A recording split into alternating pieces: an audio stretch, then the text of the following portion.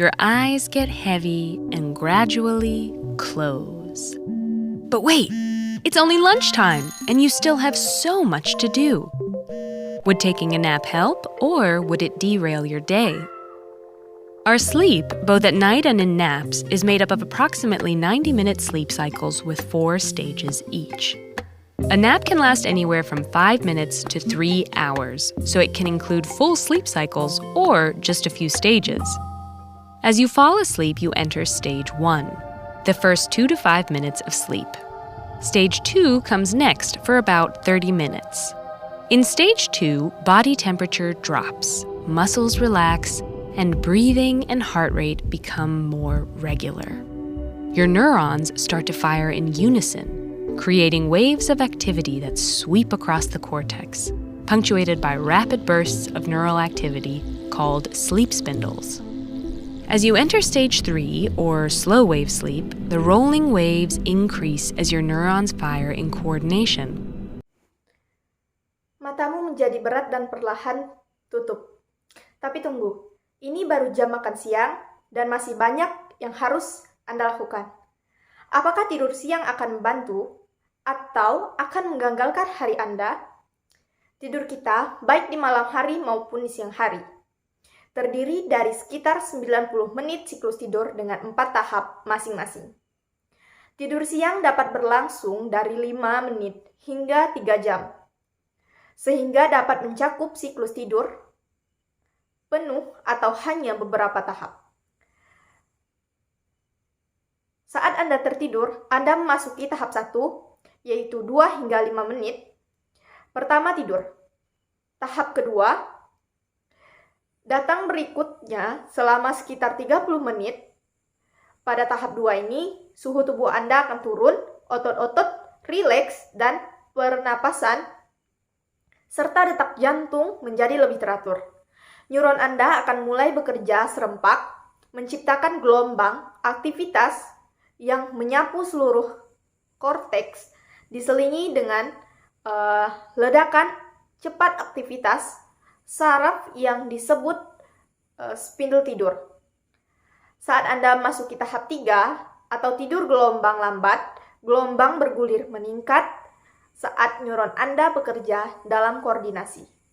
This phase lasts about 20 to 30 minutes and is where your deepest sleep occurs.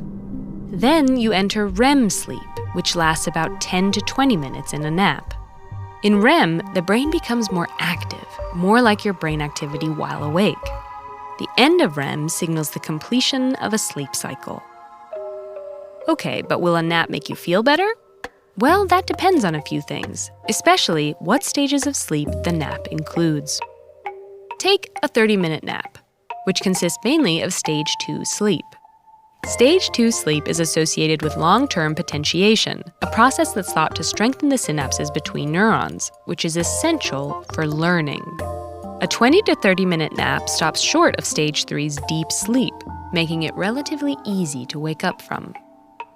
A 30 to 60-minute nap, meanwhile, has the benefits of stage 2 sleep and also takes you into the deeper sleep of stage 3. Fase ini berlangsung sekitar 20 hingga 30 menit dan disitulah tidur terdalam Anda terjadi. Kemudian Anda memasuki tidur REM yang berlangsung sekitar 10 hingga 20 menit dalam tidur siang. Dalam REM, otak Anda menjadi lebih aktif, lebih sering aktivitas otak Anda saat Anda terjaga. Akhir dari REM menandakan selesainya siklus tidur. Oke, tapi apakah tidur siang akan membantu membuat Anda merasa lebih baik? Ya, itu tergantung pada beberapa hal, terutama tahapan tidur yang termasuk dalam tidur siang. Tidur siang 30 menit yang sebagian besar terdiri dari tidur tahap 2. Tahap 2 tidur dikaitkan dengan potensiasi jangka panjang, sebuah proses yang dianggap memperkuat sinopsis antara neuron yang penting untuk belajar. Tidur siang selama 20-30 menit berhenti dari tidur nyenyak tahap 3. Membuatnya relatif mudah untuk bangun. Tidur siang selama 30 hingga 60 menit memiliki manfaat dari tidur tahap 2 dan juga membawa Anda ke tidur yang lebih dalam di tahap 3. During stage 3, multiple brain areas work together to transfer information from short-term memory storage to long-term storage, stabilizing and strengthening long-term memory by coupling sleep spindles with slow waves. Stage 3 is the most difficult stage to wake up from. So while a 30 to 60-minute nap can have cognitive benefits, those benefits often don't kick in until about 15 minutes after waking up. 60 to 90-minute naps enter the REM stage. While in REM, the prefrontal cortex, which is largely responsible for inhibition and cognitive control, becomes much less active. Meanwhile, the amygdala and cingulate cortex, regions associated with emotion and motivation, are highly active. Researchers have posited that the combination of these things leads to bizarre dreams during REM sleep. The decrease in inhibition and cognitive control might lead to wild associations. And thanks to the amygdala and cingulate cortex activity, those associations can be between emotionally charged topics. Selama tahap 3, beberapa area otak bekerja sama untuk mentransfer informasi dari penyimpanan memori jangka pendek ke jangka panjang. Penyimpanan menstabilkan dan memperkuat memori jangka panjang dengan menggabungkan spindel tidur dengan gelombang lambat. Tahap 3 adalah tahap yang paling sulit untuk dibangunkan. Jadi, sementara tidur siang selama 30 hingga 60 menit dapat memiliki manfaat kognitif, manfaat tersebut seringkali tidak muncul sampai sekitar 15 menit setelah bangun tidur. Tidur siang 60 hingga 90 menit memasuki tahap REM.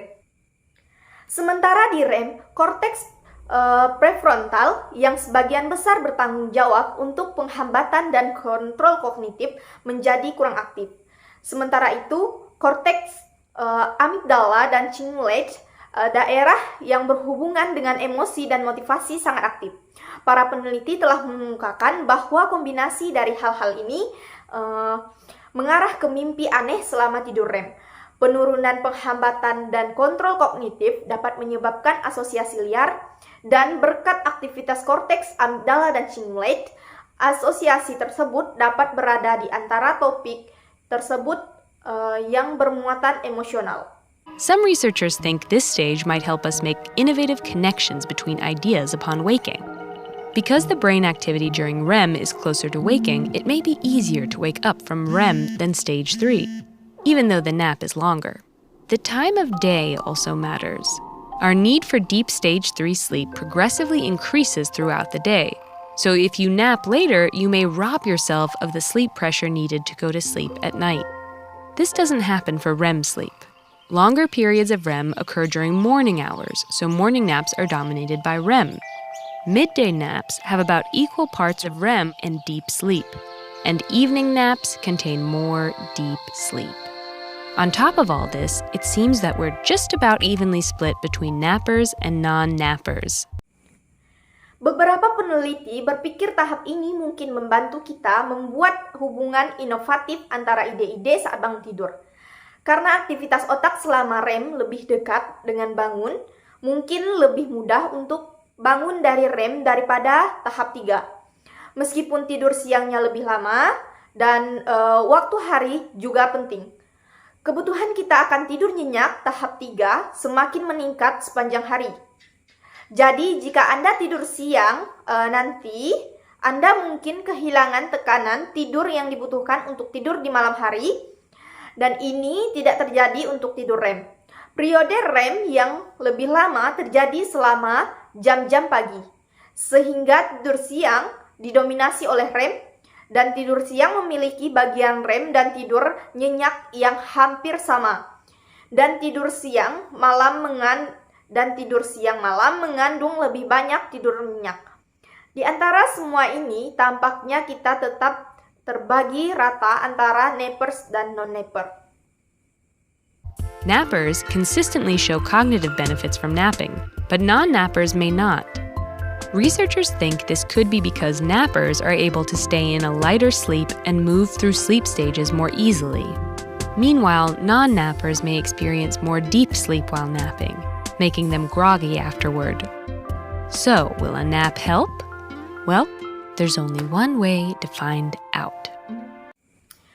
Tidur siang secara konsisten menunjukkan manfaat kognitif dari tidur siang, tetapi orang yang tidak tidur siang mungkin tidak.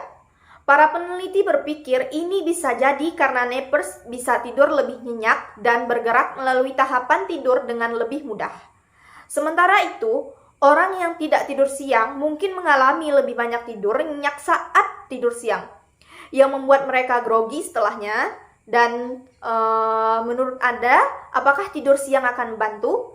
Ya, hanya ada satu cara untuk mengetahuinya.